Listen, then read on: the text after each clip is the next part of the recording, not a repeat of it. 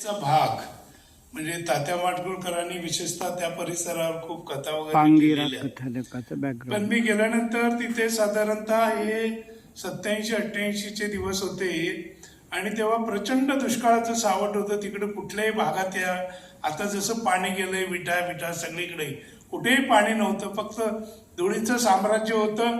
एका तालुक्यामध्ये 150 गावांना पाण्याचे टँकर रोज पुरवावे लागायचे. आणि मग पाण्याचा एक गैरवापर, जी काय छोटं बागायत असेल त्याच्यासाठी पाण्याचा गैरवापर आणि पाण्याचं दुर्भिक्ष्य आणि शेतीचे प्रश्न हे मला नव्यानं भेडसावू लागले. आणि तहसील ऑफिसला, प्रांत ऑफिसला येणारी माणसं ही त्या दुःखानं पीडित असायची आणि तेच अवघड जीवन कुठंतरी मी टिपायचा प्रयत्न केला.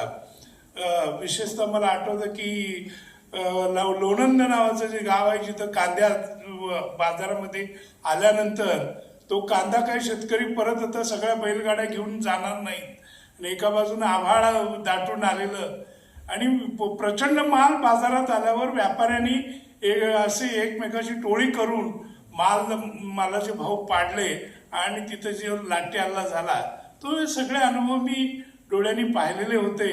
आणि मग माझ्या असं लक्षात आलं की पुढे ज्या लढाया होतील सामाजिक या पिण्याच्या पाण्यावरनं होतील किंवा शेतीच्या पाण्यावरनं होतील आणि आता सुद्धा कटली मट्टी किंवा इतर जी धरणं आहेत, कर्नाटकातला प्रश्न असेल, तामिळनाडूचा आणि कर्नाटकाचा प्रश्न असेल, केरळ आणि कर्नाटकाचा प्रश्न असेल, तर एकूण निसर्ग संपत्ती, तिचा वापर, गैरवापर आणि सभोवतीचा भोवताल वातावरण या सगळ्यातून निर्माण झालेले सामाजिक प्रश्न.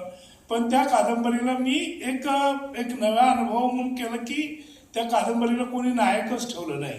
अख्खा गाव आणि त्याचे प्रश्न, त्या परिसराचे प्रश्न हेच त्याला नायकत्व मिळालं आणि त्यामुळे त्या कादंबरीची चांगली दाद घेतली गेली. पण शासकीय अधिकारी या नात्यानं मी सांगेन की पूर्वी जसं आपण टीप कागद वापरायचो, शाई सांडली की ते टिपायचो, तसं जनमनांचे प्रश्न, त्यांच्या भावभावना जर अधिकारी या नात्यानं आपण टिपत गेलो, मनाच्या कोपऱ्यात कुठंतरी साठवत गेलो तर त्यातून उत्तम साहित्य निर्मिती होऊ शकते. कादंबरीच्या अंगानं पांगिरा कसा फुलला हे सरांनी सांगितलं. हाच प्रश्न मी भारत सासणे सरांकडे घेऊन जाईल, कारण त्यांनीही त्यांच्या प्रत्येक दीर्घ